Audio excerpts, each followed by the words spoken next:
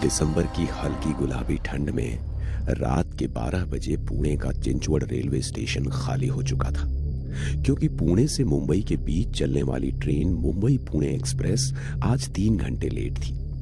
सभी यात्री धीरे धीरे कर दूसरी ट्रेन या अन्य साधनों से निकल चुके थे, मगर जतिन अभी भी वहां खड़ा ट्रेन का इंतजार कर रहा था। लगता है इस रेलवे स्टेशन पर अब मैं अकेला ही बचा हूं, मगर अब दिन भर की भाग दौड़ के बाद कहीं और जाने की हिम्मत नहीं है। जैसी ट्रेन आएगी उसी से मुंबई चला जाऊंगा। खुद से बातें करते हुए जतिन प्लेटफॉर्म पर इधर उधर देख रहा था। फुट ओवर ब्रिज की सीढ़ियों के नीचे कुछ भिखारी सो रहे थे। तभी एक भिखारी उसके पास आया और बोला, इस वक्त तुम यहाँ क्या कर रहे हो? यहाँ अभी कोई ट्रेन नहीं आने वाली है। मुंबई पुणे एक्सप्रेस आने वाली है, वो जो 3 घंटे लेट है। अच्छा, वो ट्रेन रात के वक्त उस ट्रेन में सफर करोगे? अपना ध्यान रखना, किसी अनजान से बात मत करना। उसकी रहस्यमयी बातें जतीन को कुछ अजीब लग रही थी। वो सम्मोहित सा उस भिखारी को देख रहा था। उसे होश ही नहीं था कि ट्रेन आ चुकी थी। वो उससे कुछ बोल पाता उसके पहले ही ट्रेन चलने का सिग्नल हो गया। हॉर्न देती हुई ट्रेन ने गति पकड़ ली थी। जतिन उस स्टेशन से ट्रेन में चढ़ने वाला अकेला यात्री था और उसकी आंखों के आगे वो ट्रेन निकल जाती उससे पहले ही ट्रेन के आखिरी कोच में जैसे तैसे वो चढ़ गया। उसने दरवाजे से भिखारी की तरफ देखा तो वो भिखारी अभी भी रहस्यमय तरीके से मुस्कुरा रहा था। अचानक हुई इस भाग दौड़ से जतिन की सांस फूलने लगी थी। वहीं दरवाजे के पास खड़े खड़े उसने खुद को रिलैक्स किया और फिर खाली सीट पर जाकर बैठ गया। आंखें बंद करके वो कुछ सोच रहा था। खिड़की से बाहर की ठंडी हवा उसकी रूह को सुकून दे रही थी। तभी उसे एहसास हुआ कि कोई उसके करीब तेजी से सांसें ले रहा है। उसने आंखें खोलकर देखा तो उसके पास कोई नहीं था। यहां तक कि पूरा कंपार्टमेंट खाली था। पुणे मुंबई चलने वाली ट्रेन में कभी पैर रखने की भी जगह नहीं होती। उसका खाली कंपार्टमेंट जतीन के मन में बेचैनी पैदा कर रहा था। वो अपनी सीट पर से खड़ा हुआ और कंपार्टमेंट में नजर घुमाई तो दूसरे दरवाजे के पास वाली सीट पर एक व्यक्ति बैठा हुआ था। उसे देख जतिन की सांस में सांस आई। वो उसकी पास वाली सीट पर जाकर बैठ गया। वो व्यक्ति जतिन को देखकर रहस्यमय तरीके से मुस्कुराने लगा, मगर उसकी आंखों में एक सूनापन था। शायद लेट हो जाने की वजह से ट्रेन पूरी खाली है। वो व्यक्ति जतिन की ओर देखता रहा और कुछ नहीं बोला। ये बात जतिन को अजीब लगी। वो आंखें बंद करके दोबारा बैठ गया, मगर उसे अजीब सी बेचैनी होने लगी। वो खिड़की से बाहर देखने लगा। बाहर धूप अंधेरा था। ट्रेन चल के काफी देर हो गई थी, मगर कोई स्टेशन नहीं आया। ये बात जतिन को हैरान कर रही थी। क्या देख रहे हो कि अभी तक कोई स्टेशन क्यों नहीं आया? जतिन हैरान हो गया कि उसे कैसे पता चला कि जतिन क्या सोच रहा था। क्या सोच रहे हो? मुझे पता है कोई स्टेशन नहीं आया है और नहीं आएगा। तुम गलत ट्रेन में चढ़ गए हो। गलत नहीं, मैं तो सही ट्रेन में चढ़ा था। क्या तुमने गौर किया तुम्हारे अलावा इस ट्रेन में कोई और क्यों नहीं चढ़ा? ये पूरा कंपार्टमेंट खाली क्यों है? जतिन को अब उसकी बात पर यकीन हो रहा था। उसने गेट के पास खड़े होकर देखा तो बाहर सिर्फ अंधेरा नजर आ रहा था। दूसरे कंपार्टमेंट में जाने के लिए कोई रास्ता नहीं था। वो वापस अपने जगह पर आकर बैठा और उसने नजर उठाकर देखा तो उसके सामने बैठे हुए इंसान के सर से खून बह रहा था। उसका सर कुचला हुआ और आंखें निकली हुई थी। ये देख जतिन डर गया और उससे दूर भागने लगा। वो व्यक्ति उसके करीब आ रहा था। जतिन डरते हुए दरवाजे के एक कोने में खड़ा हो गया। उसकी आंखें बंद थीं। तभी उसे अपने कंधे पर किसी के हाथ का एहसास हुआ। उसने आंखें खोली तो सामने वही व्यक्ति नॉर्मल तरीके से खड़ा था। क्या हुआ? इस तरह क्यों चीख रहे थे? कोई दिक्कत है? वो अभी मैंने, अरे आपका चेहरा तो ठीक है, अभी तो खून बह रहा था।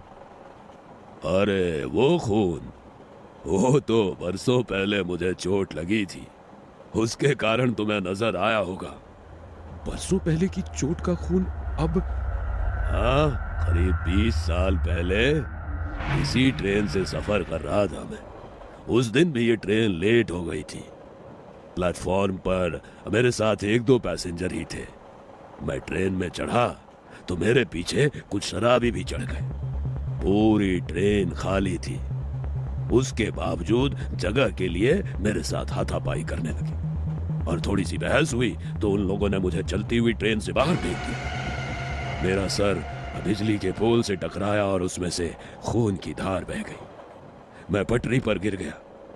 इसके पहले कि मैं खुद को संभाल पाता, एक ट्रेन धड़धड़ाते हुए मेरे ऊपर से गुजर गई। तब से मैं इस ट्रेन में उन लोगों को तलाश रहा हूं। न जाने कब मेरी तलाश पूरी होगी। कहते हुए उस व्यक्ति के चेहरे पर मायूसी के भाव आ गए। वैसे आप कहानी अच्छी सुना लेते हैं। यदि आपके ऊपर से ट्रेन निकल जाती तो इस वक्त आप जिंदा नहीं होते। किसने कहा तुमसे कि मैं जिंदा हूं? मैं तो मर चुका हूं। कितना बेहुदा मजाक है। मुझे इस तरह का मजाक बिल्कुल पसंद नहीं है। कहते हुए जतिन खिड़की के बाहर देखते हुए अगले स्टेशन के आने का इंतजार करने लगा, मगर ट्रेन किसी स्टेशन पर रुक ही नहीं रही थी। तुम इंतजार करते रहोगे लेकिन ये ट्रेन नहीं रुकेगी। कहते हुए उस व्यक्ति का हुलिया बदलने लगा। कुछ देर पहले जतिन को वो जिस रूप में नजर आया था वैसे ही भयानक रूप में उसके सामने था। डरते हुए जतिन ने चेन खींचकर ट्रेन को रोकने की कोशिश की, मगर जैसे ही उसने चेन खींची ट्रेन की स्पीड और बढ़ गई। झटका लगने के कारण वो जमीन पर गिर गया और वो व्यक्ति उसके सामने आ गया। मैंने तुम्हारा क्या बिगाड़ा है? क्या चाहते हो मुझसे? मैं तो तुम्हें जानता भी नहीं। मुझे जाने दो। कहते हुए जतिन उससे दया की भीख मांगने लगा, मगर वो व्यक्ति उसे और डराने लगा। उसके सर से बहने वाला खून जतिन के ऊपर गिर रहा था। डर के कारण जतिन की हालत खराब होने लगी। तभी अचानक वो व्यक्ति पीछे हट गया। जतिन ने राहत की सांस ली। क्या तुम सच में मेरी मदद कर सकते हो? मुझे छोड़ दो, मैं आपके लिए कुछ भी करने को तैयार हूं। जतिन ने कह तो दिया था, मगर डर के कारण उसकी हालत खराब थी। वो जिंदा लाश की तरह आंखें फाड़े उसे देख रहा था। मुझे मुक्ति चाहिए। बोलो, दिला सकते हो मुझे मुक्ति? मुक्ति? मगर मैं आपको कैसे मुक्ति दिला सकता हूं? जतिन का दिल तेजी से धड़क रहा था। उसकी धुंधली समझ में ये बात साफ हो चुकी थी कि वो किसी सामान्य स्थिति में नहीं था। ट्रेन, वो व्यक्ति और पूरी रात सब कुछ एक बुरे सपने जैसा लग रहा था, जिससे वो जाग नहीं पा रहा था। उसकी आंखों में डर और उलझन थी, मगर उसके सामने खड़ा शख्स उसे जाने ही नहीं दे रहा था। मैं आपको मुक्ति कैसे दिला सकता हूं?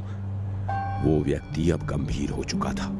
उसकी आंखों में अब वो सूनापन नहीं था। उसने धीरे से कहा, ये ट्रेन उस रात से अब तक चल रही है। हर बार एक नया यात्री चढ़ता है और फिर उसी की तरह भाग्य को जीता है। जतिन पूरी तरह स्तब्ध था। उसकी सांसें थम गईं। उसके दिमाग में सवाल उठने लगे, कहीं वो भी तो इस ट्रेन में हमेशा के लिए फंसने वाला नहीं। तुम मुझे मुक्ति दिला सकते हो अगर तुम इस ट्रेन की गुत्थी सुलझा सको। मुझे इस ट्रेन से कोई बाहर निकाल सकता है तो वो तुम हो। तुम वही आखिरी यात्री हो जो यहां से बाहर जा सकता है, लेकिन इसकी एक कीमत है। क्या कीमत? व्यक्ति ने जतिन की आंखों में गहरी नजर डाली और धीरे से बोला, तुम्हें अपनी जगह मेरे लिए छोड़नी होगी। अगर तुम इस ट्रेन से बचना चाहते हो तो तुम्हें उस यात्री का रोल निभाना होगा जो हर बार मरता है। तुम्हारी मुक्ति उसी में है, लेकिन तुम्हारा सफर यहीं खत्म होगा। जतिन की आंखों में डर साफ दिखाई देने लगा। उसकी समझ में नहीं आ रहा था कि वो क्या करे। बाहर कोई स्टेशन नहीं था और ट्रेन रुकने का नाम ही नहीं ले रही थी। व्यक्ति की बातों में छिपे रहस्य ने उसकी हालत और खराब कर दी थी। अब वक्त कम है, चुन लो। या तो तुम मुझे मुक्त करोगे और खुद इस ट्रेन का हिस्सा बन जाओगे, या फिर अगली मंजिल तक तुम्हारी कहानी भी खत्म हो जाएगी। जतिन के सामने अब केवल दो विकल्प थे। या तो वो खुद को इस ट्रेन का हिस्सा बना ले और उस आदमी को मुक्त कर दे, या खुद ही हमेशा के लिए इस ट्रेन का एक भूत बन जाए। जतिन ने हिम्मत जुटाई और एक बार, आखिरी बार खिड़की के बाहर देखा, लेकिन अब वहां केवल घना अंधकार था और ट्रेन की गड़गड़ाहट उसके दिल के धड़कनों के साथ एक हो गई थी। उसका दिमाग ठंडा हो गया था और वो धीरे धीरे उस अजनबी की ओर बढ़ा। ठीक है, मैं तुम्हें मुक्त करूंगा। जैसे ही जतिन ने ये शब्द कहे, ट्रेन अचानक रुक गई। घबराहट के बावजूद जतिन ने महसूस किया कि पूरा कंपार्टमेंट एक ठंडी हवा से भर गया था। वो व्यक्ति मुस्कुराया और धीरे धीरे हवा में घुलने लगा। अब तुम इस ट्रेन के नए यात्री हो। मुक्ति तुम्हारी भी आएगी जब कोई और इस ट्रेन में चढ़ेगा। जतिन अकेला खड़ा रह गया। ट्रेन के दरवाजे खुल चुके थे, मगर अब वो जानता था कि वो यहां से कभी नहीं निकल पाएगा। अगले स्टेशन पे कोई नया यात्री उसका इंतजार कर रहा था और एक दिन शायद कोई और उसकी मुक्ति की कीमत चुकाएगा। ट्रेन फिर से चल पड़ी, मगर अब जतिन जानता था कि इस सफर की कोई मंजिल नहीं थी, बस इंतजार था अगले यात्री का।